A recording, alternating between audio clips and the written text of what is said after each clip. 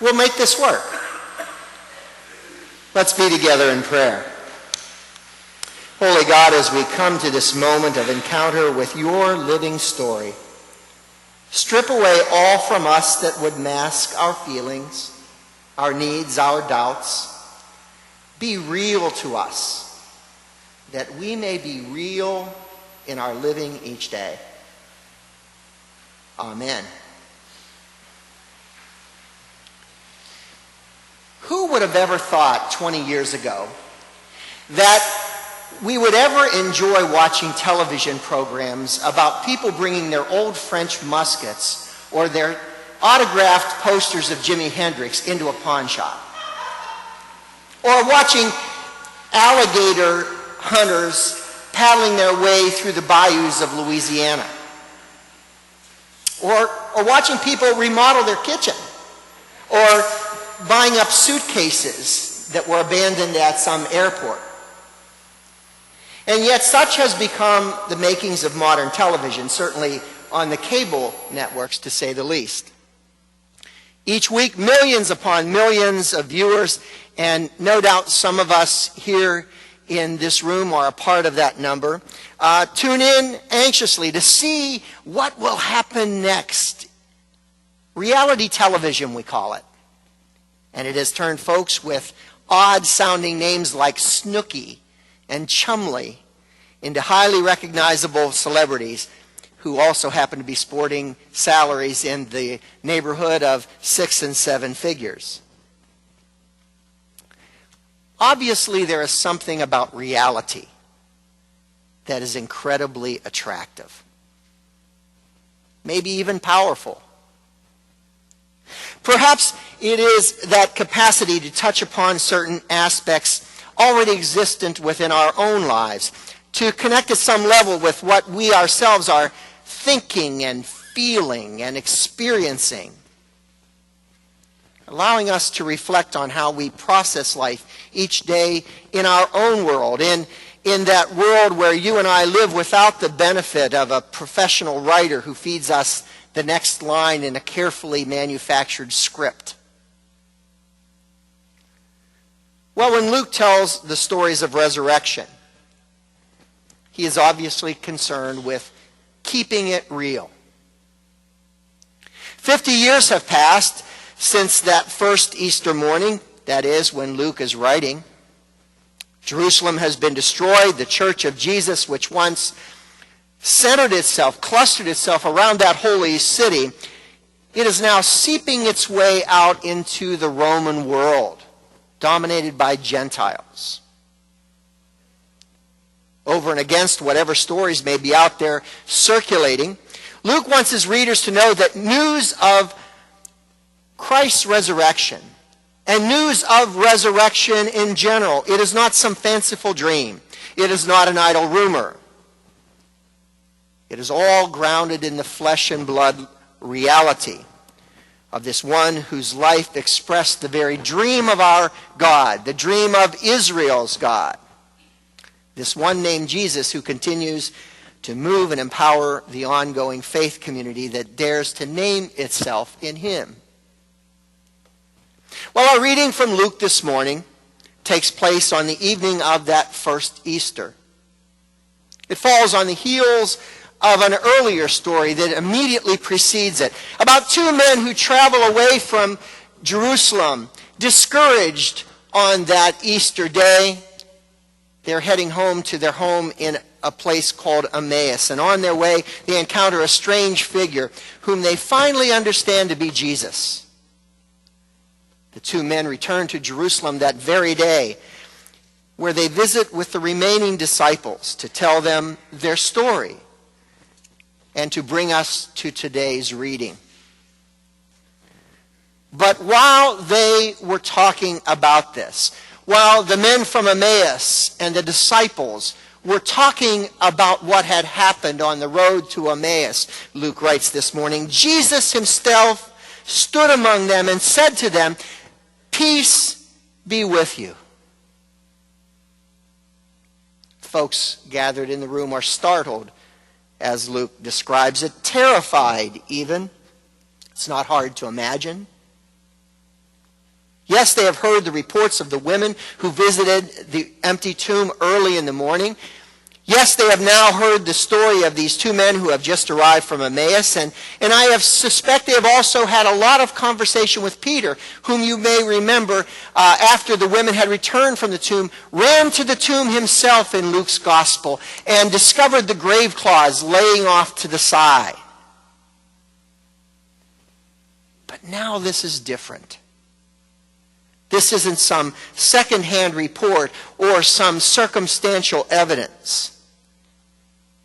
Before them stands the figure of the very one who just days before they had seen nailed, executed on a cross.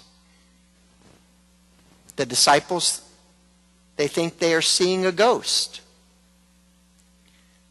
It is Luke's opportunity to introduce reality. Look at my hands and my feet, Jesus says to them. See my wounds. See that it is I myself. Touch me and see. For a ghost does not have flesh and bones, as you see that I have.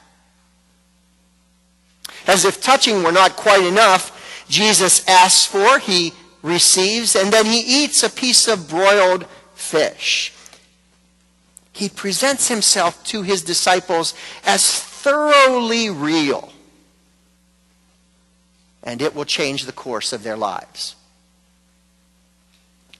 Physically touching, sharing genuine emotion, expressing need, and daring to express vulnerability in the throes of everyday life experiences. These are the marks of being real to one another in our interaction. And it is one of the ways in which we bear witness to the reality of Christ in the world. And it can be powerful. The week before last, Sandy and I took a flight down to Orlando, Florida. We hung out for a few days down in Orlando at a kind of a Hilton resort kind of thing, and sat at the pool a lot. Went to Universal Studios, saw the new Harry Potter thing, got a little nauseous. But the last part of our week, we went to see my sister Karen and her husband Mark. They live about an hour north of Orlando. They live in a retirement community called The Villages. Any of you familiar with The Villages? Yeah, I think a lot of people, you may have been there yourself, or you know people who actually live there. The Villages is a huge development north of Orlando. It has grown just astronomically in these last 10 years. Now has about 100,000 people living there. If you've ever been to the Villages, you know that it is incredibly well planned. Everything is well planned in that community, down to the nth degree. There's something like 45 golf courses, about half that many number of neighborhood large pools and community centers where there's theater and classes and things like that. There are 2 existing and soon to be 3 downtown areas. They're downtown, like downtown Belleville kind of things, with restaurants, and there's nightly entertainment down on the square, and it seems like everybody gravitates to that. And there's a club that looked in one of the brochures they had. There's a club and an organization for just about anything you can imagine. You like to play Scrabble. There's a Scrabble club. You like to speak conversational Swahili. There's a conversational Swahili group. It's that kind of place. It's almost perfect. Almost. If there's any shortcoming to the community at all, it might be said that the community is somewhat insulated from the larger world around it. Or as my brother-in-law Mark likes to say of the local newspaper in the Villages, there is never a trace of bad news. Never is heard a discouraging word. Everything is always kept positive. Well, the Friday before we came home, we went out to dinner at one of the restaurants in the Villages with some of their family and friends down there. And I happened that evening to be sitting at the end of the table next to my brother-in-law Mark's father. he and his wife also happen to live in the Villages. And so his father's name is Bob, and Bob and I were sitting together and we were talking. And during the course of that evening, after we were spending a lot of conversation time together, conversation eventually came around to me, the subject of my life and my work. And Bob finally asked me, he said, "So tell me, do you ever face any challenges?" "Oh, no," I laughed. "My life is always wonderful." Right out of a storybook. "No, really," he said. "Is there anything that your church ever struggles with? What are the kinds of things that your community is facing right now?" But Bob asked, and so I was more than ready to answer.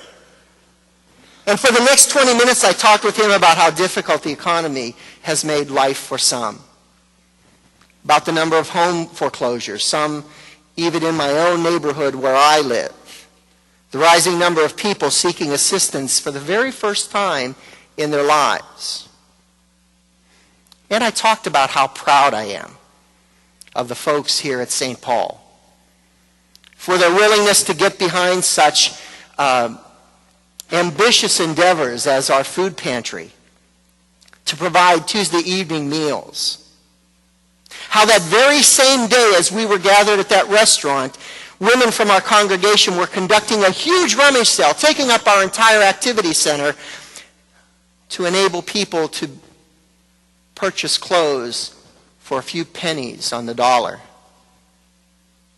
And I talked about our Befriender ministry and about how willing our members are to be there for one another on a one-to-one basis to help one another work through difficult times, times of pain and transition. And I talked about our efforts to become more inclusive as a congregation, our desire to find our way through traditional barriers of race and sexual diversity and economic station. How very real our ministries are, and how it hasn't always been easy. Finally, at one point, I realized we had spent a lot of time talking about some pretty serious stuff. Me doing a lot of talking, him doing a lot of nodding. Not a lot of yucks along the way. And so I apologized to Bob. I didn't mean to take away from the party, I said, because down the table, there was a lot of laughter going on. "Don't you dare apologize," Bob almost scolded me. "I welcome the opportunity to talk about something," and these are his exact words, "other than fluff. I appreciate hearing about what you all are doing and your passion for it all. It really gives me something to think about." Something powerful, maybe even transformational, happens in our everyday interactions when we are real with one another.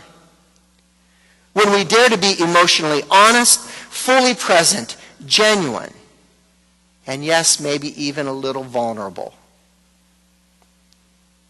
On that first evening of Easter, the risen Jesus presents himself as real. And the impact on those who encounter such reality, it is incredibly powerful. It changes their lives. It will change the course of human history. It still continues to do so. Touch me and see.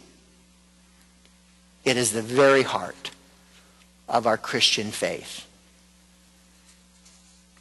Amen.